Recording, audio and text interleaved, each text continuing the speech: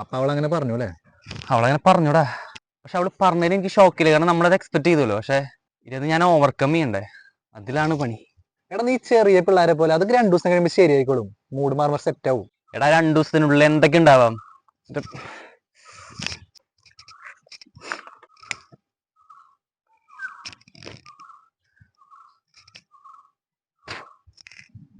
ഇതാ വലിക്കണില്ലേ?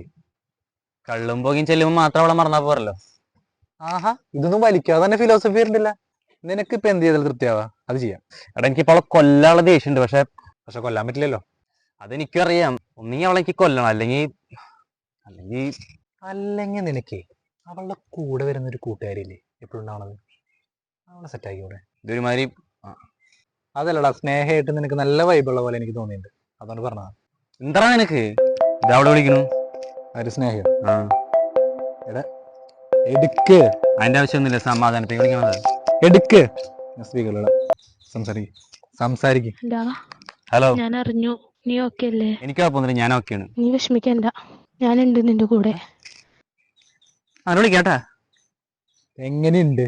എടാ ഇതിനും വലിയ പണി നിന്റെ എക്സിന് കൊടുക്കണ്ട. എടാ ഇതാണ് മെൻ ഈഗോ, മനസ്സിലായ?